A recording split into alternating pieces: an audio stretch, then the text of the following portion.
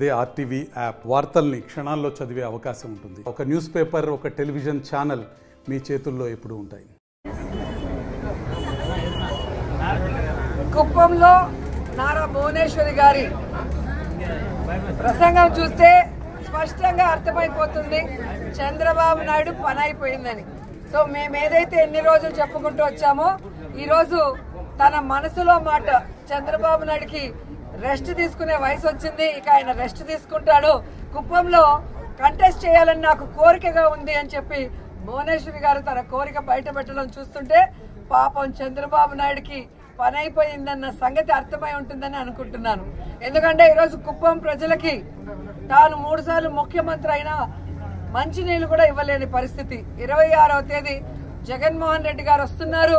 కుప్పం చిరకాల కోరిక అయిన మరి హంద్రీ నివా ద్వారా ఏ విధంగా నీళ్లు ఇవ్వబోతున్నారో కళ్ళారా చూడబోతున్నారు.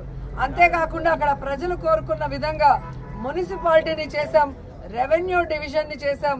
ఈరోజు మీరు చూస్తే ప్రతి కుటుంబానికి సంక్షేమాన్ని అందిస్తూ ఈరోజు ప్రతి ప్రాంతాన్ని కూడా కుప్పంలో అభివృద్ధిని చేస్తుంటే ఇక చంద్రబాబు నాయుడు పని అయిపోయింది, ఇక్కడ ఆయన కూడా గెలిచే పరిస్థితి లేదు అనేది వాళ్ళకి అర్థమైంది. కాబట్టే తెలివిగా మా ఆయన రెస్ట్ తీసుకోవాలి, నేను కంటెస్ట్ చేస్తానని భువనేశ్వరి గారు చెప్పడం చూస్తుంటే అందరూ కూడా నవ్వుకుంటున్నారు. పోనీ ఇప్పటికైనా ఆమెకు అర్థమైందని. సో కుప్పం ప్రజలకే ఏమీ చేయని చంద్రబాబు నాయుడు ఈ రాష్ట్ర ప్రజలకు ఏమీ చేయడన్న సంగతి రాష్ట్ర ప్రజలకు తెలుసు. కాబట్టే కుప్పంతో సహా 2024 175కి 175 జగనన్న కొట్టబోతున్నాడు.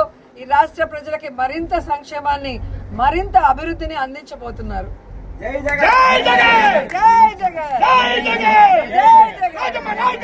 మరిన్ని వీడియోస్ కోసం ఛానల్ ని సబ్స్క్రైబ్ చేయండి. లేటెస్ట్ అప్డేట్స్ కోసం వాట్సాప్ ఛానల్ ని ఫాలో చేయండి.